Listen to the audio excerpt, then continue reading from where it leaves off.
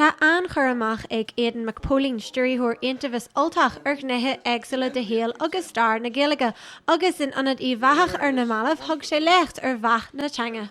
Aniu bheith me tuairt Caint díreach ar bheath na Gaeilge ó Jerry an nachtú isteag, sríd go dtí Jerry an níú isteag sin an tam is mó, agus sin an tam ar hontaí an taide, agus sin an tam ar gur bug nar a mé an Gaeilge den tail ar fad. Tá sé spéisial na American tú ar na statistiki mar hampla.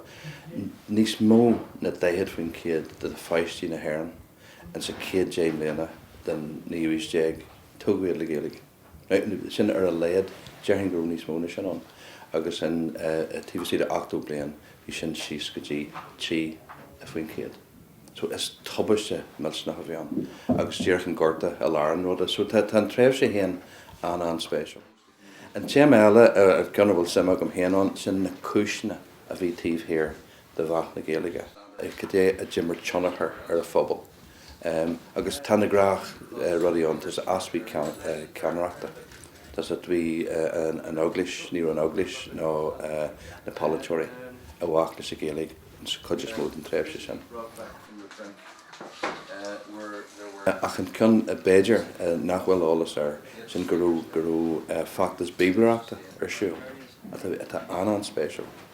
Gurú cuid na Presbytery agus agus na hhéireann agus creidir Protestant na Gaeilge a géirí an Gaeilge úsáid ar waithe le daoine a hontaú in na Protestant. Cúis gur éirí níos fearr le lucht an bhíble. In sa Gaeilge na an sa bhéarla nar gur creid an pobl pobl na hhéireann gurú an deabhal ballú in sa Gaeilge. Go deochal is an deabhal bréige in sa bhéarla, but in sa Gaeilge teangaí na bhléithas bhí sé an ballú. Tá méonteach sásta go bhfuair mé an choirí seo go dtí anad í bheach nó bíon ranganí, sean Beidir an áit is mó a mbeadh ranganí Gaeilge an a ríthe le, áit a bhí an farste. Agus chun siad rudí eile ar siúil agus is an léicht seo mar coidda. Nó ar level amháin caiithú an Gaeilge chuir an chóhéics ní teangaí amháin atá agus is cultúr agus sibhialtacht agus tá seála sin í ar gcíní fásta. So tá masúlas go mé a daoine úna ranganí a freastal ar a Caint, but cumáile sin teigem go daoine eile thola faoin rud a teacht fásta.